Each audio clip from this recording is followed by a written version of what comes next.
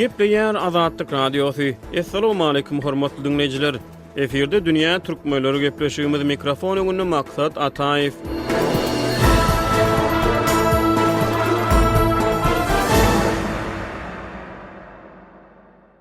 Soňky bir aý töwrek wagt bäri Daşary ýurtlarda şol sany demirgazyk Kiprde we Türkiýede bir näçe türkmenistanlylaryň gatnaşmagyny Türkmenistanyň hökümetine garşy azyndan 4-5 gezek miting geçirildi. Mitinglerden düşürilen videolardan ma'lum bolşuna görä olary 10 adamdan 30 adama çenli demonstrantçy gatnaşýar.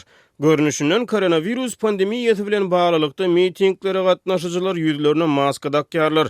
Olaryň käbirleri kellelerine başgap, gözlerine renkli äýnek takýarlar. We esasan rus we türk dillerine şeýle-de ýeri geleni türkmen we ingliz dillerini Türkmenistana siyasatyň awtorgy tardygyny, ýurtda dowam edýän ykdysady kynçylyklara türkmen hökümetiniň günäkärdigini, onuň iş başarmaýanlygyny, ýurtda korrupsiýanyň giň ýaýranlygyny, köprenç ýurtdaky işsizlik sebäpli özleriniň ýurduny, enatalaryny, dogan garandaşlaryny we hatda kä halatlarda çağalaryny terk edip eklenç gözlegini Daşary ýurtlary hususan Türkiýe gaýtmaly bolýanlyklaryny, mundan nägile bolýanlyklaryny aýdyp protest bildirýärler. Miting videolarının ma'lum bolşuna görä olara gatnaşyjylar bu çäreleri öňünden taýýarlykly gelýär. Olar mitingleriň dowamyny ellerine hökümete garşy dürli şygarlar ýazylan plakatlary asmana götürýärler. Abaşada geçirilen 8-9 adamlyk mitingleriň birini oňa gatnaşyjylar gök asmana tarap ak renkli şarlary hem uçurdular. Olaryň ählisine Türkmenistanyň prezidenti Gurrüň Berdimuhammedowa garşy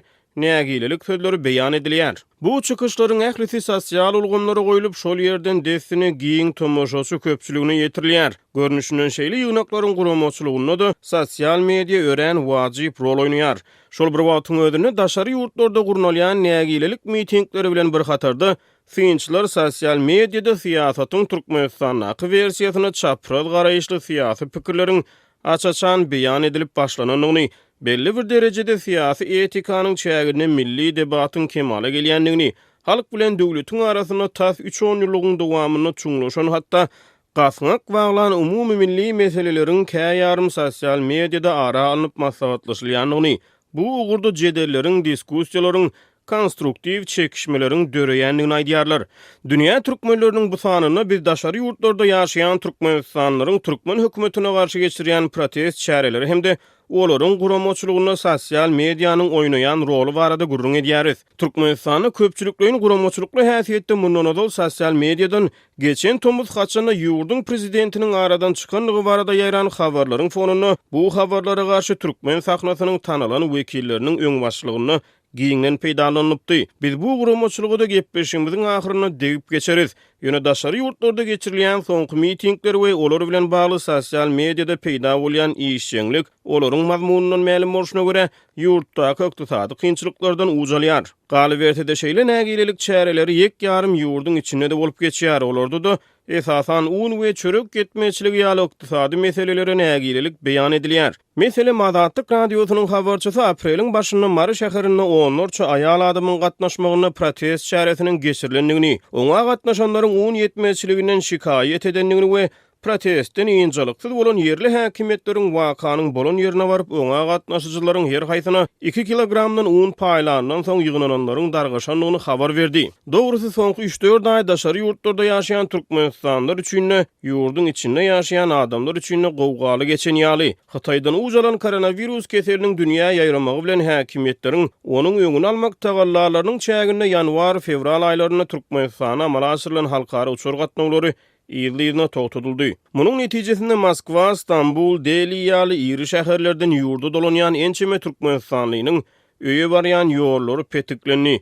Bular barada Azatlyk radiosu habar beripdi. Munyň ýygyany tutuş dünýäni aýasyna alan virusyň tutuşup giňden dünýä ýaýrap başlamagy bilen dünýäniň tas ähli ýurtlaryna diýenýäli petiklenme çäreleri durmuşa geçirildi. Elbetde bu çäreler her bir adamy şol sany istenlik ýurtda ýaşaýan Türkmenistanyň raýatlaryna da öz täsirini ýetirdi. Dünýäde virus howsalasy döräp koronavirus epidemiýasy pandemiýa öwrülýän wagtlary Acı habar İstanbul'dan gelip koştu.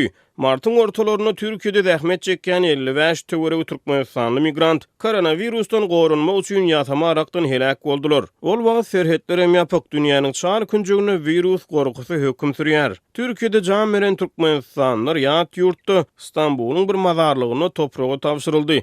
Elbetde Azatlygyň habarçylary bu hadise bilen bagly türkmen prokurorlarynyň derňi üçin maýyň başyna İstanbuly sapar edenliklerini habar berdi. Ýöne döwlet medeniýeti asla dil ýarmady. Apreliň başlaryny prezident Berdimuhammedow pandemiýa sebäpli Daşarda galan raýatlary goldamagyň möhümligini aýdyp mediada çykyş edende bolsa, İstanbulda bolan adam ýetkileri agdalmady.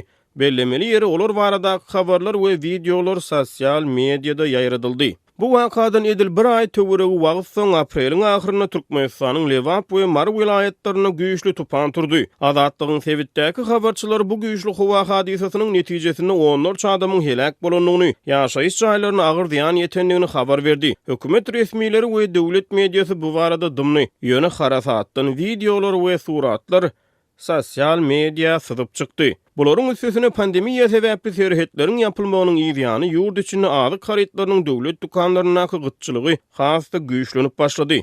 Bular barada da azyk dukanlarynyň öňünde durýan uzyň çörek, un ýa-da ýağ nowbatlarynyň videolary wagtal sosial mediada peýda bolýar. Global pandemiýanyň fonuny ýurdun günnäwir sebitlerine ýüze çykan harasat galy bersede, ýurtda azyk üçinçiligi bilen bagly dowam edýän problemalar Daşary ýurtlarda ýaşaýan türkmenistanlylaryň arasyna finçileriň aýtmagyna görä raýdaşlyk goýurdy. Hemde virtual giňişlikde we real giňişlikde syýasy işçiňligi tutuşdurdy. Ýöne bu işçiňlik dolu tutuşdumy? Finçileriň aýtmagyna görä Daşary ýurtlarda 2 milliona goly türkmenistanlynyň ýaşaýanlygy, ýöne geçirýän mitingleri onlarça adamyň gatnaşýanlygy nazarda tutulany heniz dolu tutuşmady. Soňky mitingleri meňzeş ýöne başgaça syýasy işçiňlik türkmen aktivistleriniň tasdiklamagyna görä Türkmenistanyň ýurdun içinde heniz sosial mediýaly wajyp gurallar ýok wagty 90-njy ýyllaryň ortalaryna bolup geçipdi. Etem şol wagtky syýasy aktivizm bilen häzirki syýasy işçiňligiň arasyna nähili meňdeşlikler ýa-da tapawutlar bar. 19-njy ýylyň Azatlyk radiosyna beren interwýusyny türkmen ýazgysy we synçy Hudaýberdi Hally bu arada şeýle diýdi. Bu ýerde gatul tapawda görýän meňdeşligi ýöne görüp bilenmek diýsem boljak. 90-njy ýyllaryň birinji ýarymyna takyk aýdylanyna biz agyrlyk halk hereketini ýöredýädik. Resmi däl ýagdaýda. Şoň üçin şu özümize pikirdeş tapar ýaly, özümizi gollar ýaly adam gözläp men Türkmenistanyň köp ýerlerine bardym. Şol döwürde bize raýdaşlyk bildiren adamlar boldy bir topar ýerlerden. Sowatly adamlar, düşünjeli adamlar, demokratiýany talap edýän adamlar. Şol adamlaryň men öýüne bardym. Gitdik ýoldaş boldular maňa. Ýöne şolary men jemläp bilmedim. Hersiniň bir işi bar, bir aladasy bar. Diýip Hudaýberdi Hally aýtdy. Ýöne ol häzirki wagtda öz pikirlerini açyk beýan edip bilýän batyrga adamlaryň bardygyny we muňa hem gowunýanlygyny hem de haýran galýanyny aýtdy. Ne häzirki döwürde şolar ýaly adamlar gatyp köpeldi. Men pikirimçe bu ýagdaýda jemgyýet hökman oýanmaly. Hökman bir öz hak üçin, öz hukuky üçin özü alat etmeli. Eger onuň özü alat etmese, başga bir ýeriniň edýän aladasy olara ýeterlik bolanok. Ine şeýle uly özgörüşlük bar soňky döwürde. Men muňa hem oýnaýan hem haýran galýan. Diýip ýazyjy aýtdy. Türkmenistanyň 90-njy ýyllaryň birinji ýarymyna dören syýasy aktivlik bilen häzirki işçiňligiň arasyndaky uçurumy emele getirýän bir faktor bar. Ol hem synçynyň sözlerine görä sosial mediadyr. Soňky döwürde hakykatdan hem media gaty güýçlenýär, öň şeýle mümkinçilik ýokdy. Ine soňky aýratynam soňky 10 ýylyň dowamyna güýçlenip başlady. Şoň özüm jemgyýet arasynda sosial medianyň ýaýramagyna, bütün dünýä boýunça habarlaryň çap alışylmagyna gaty uly ýardam etdi. Diýip Hudaýberdi Hally aýtdy. Dünýä ýüzünde sosial medianyň köpçülikliğin protest çärelerine ýygnanşyklary we demonstrasiýalary ýetiren täsirini, meselem 2013-nji ýylyň tomsyna Türkiýede bolup geçen gezi protestlerine ýa-da 2011-nji ýylda tutuşup ýakyn gününe göre gurşap alan Arap baharyny görmek mümkin. Şol demonstrasiýalarda protest çärelerine gatnaşan adamlar dürli hashtagleriň töweregine guramalaşdylar. Bu hashtagleriň sosial mediada trend temalary öwrülmegi, has köp adamyň olara üns bermegine, hatda media serişdeleriniň hem olara üns bermegine ýol açypdy. Arap baharyna ýa-da Türkiýedäki gezi protestlerine olary gurnoýjylar ençeme syýasaty öwrenijiginiň öýdülmi işlerini tasdiklamaklaryna görä sosial mediadan döredüjülükli peýdalanmagy başardylar. Olary gatnaşyjylaryň ýeri gelenine sarkazm, ýeri gelenine duýly tanqid, ýeri gelenine gahar gazap, ýeri gelenine adamlaryň raýat pozisiýalaryny asudy we saldamly beýan etmekleri, provokasiýalardan gaça durmak babatyny eden çağırışlary we özlerini güýje daralaryň edýän basyşlaryny tutuş dünýä bolşy ýaly sosial media arkaly görkezip bilmekleri, gysgaça olaryň özlerini hususan sosial media arkaly açyk beýan etmekleri bu protestlaryň tutuşmagyna we giňden alawlap ýaýramagyna alyp geldi. Daşary ýurtlarda ýaşaýan türkmenistanlylaryň arasyny hususan sosial medianyň üstü bilen has giň köpçüligi gol uzatmagy nazarlayan syýasy toporlar, syýasy aktivistler döreýär. Olar Telegram kanallarynyň üstü bilen ýa-da özleriniň YouTube sahypalary arkaly öz mailnamalaryny köpçülige ýetirýärler. Şolaryň biri hem 15-nji ýylyň Azatlyk radiosyna özi we syýasy maksatnamalary barada interwiu beren şol bir wagtyň özünde türkmen giňişligine peýda bolýan soňky syýasy işçilik boýunça özüniň gysga synyny hödürlän Türkmenistanyň demokratik saýlawatly täze hereketiniň lideri Murat Gurbanowdyr. Ol Azatlyk bilen gurrüň döşlükde awtoritar syýasata garşy ýöredilýän aktivizmiň, syýasy ahlagyň, syýasy medeniýetiň çägine alınıp barylmagynyň ähmiýetini ünsü çekdi. Sitata: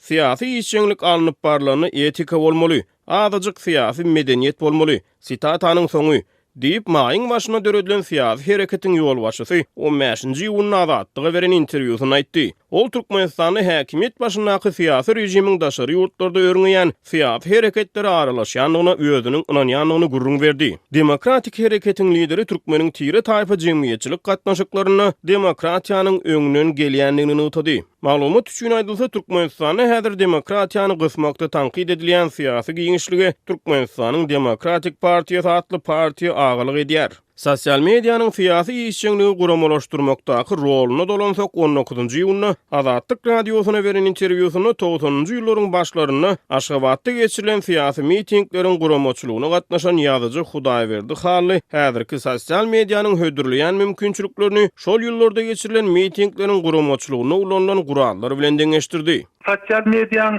şol hyzmatynyň bellenip mümkin meselem 90-njy ýylyň awgust aýyna Aşgabatdaky magtumulynyň ýadygärliginiň ýanyna açyk miting geçirildi. Şol miting geçirmek üçin biz adamlara aýdyp çykmaly bolduk. Baryp aýtmaly ýa-da bolmasa bir ýerden jaň etmeli şeýdip adamlara ýeke habary getirmeli. Şondan soň şol ýadygärligiň ýanyna meniň pikirimçe bir 50-60 adam jemlenni, hem miting geçdi, bir açyk miting geçdi.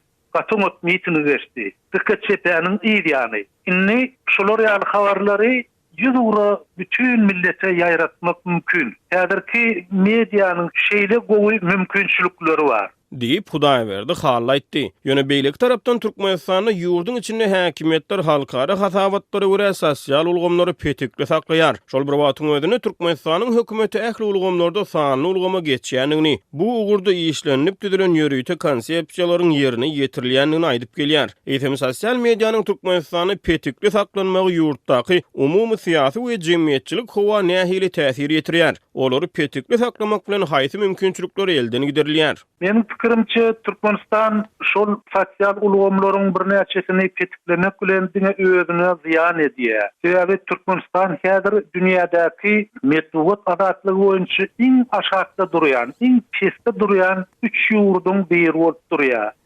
Türkmenistanyň awraýyna däl. Onsoň häzirki tehnologiýanyň ösüşine, YouTube ýa beýlik bir WhatsAppy aklanyň bilen gelýän jemgyýetçilik habarlarynyň öňüni tutmak mümkin däl.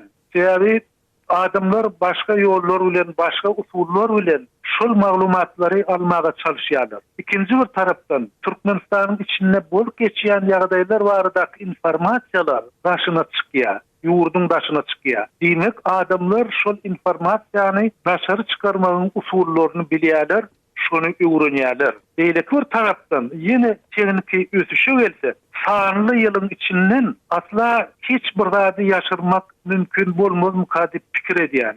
Şol sosial ulgamda. Sebäbi häzirki ýokurdan berilýän tolkunlar has kämilleşdirilýär, has ösýär diýip fiýinç aýtdy. Ýöne Türkmenistany her näçe sosial ulgamlar petikli bolsa-da, gerek ýerine olardan goşa durnaň içinde guramaçylykly peýdalanylmagyna ruhsat berilýär. Ýa-da geçen ýylyň Tomsyny Türkmenistanyň prezidentiniň aradan çykanlygy barada sosial mediada habarlar ýaýrady. Bu habarlara sosial media arkaly görüşmek üçin türkmen sunugat işgärleri Dur Yalan atly kampaniýaga girişipdi. Hormatly dinleýijiler, Dünýä Türkmenleriniň bu sany hem tamam boldy. Ýene-de efir tolkunlaryna duşuşýança hoş tag boluň.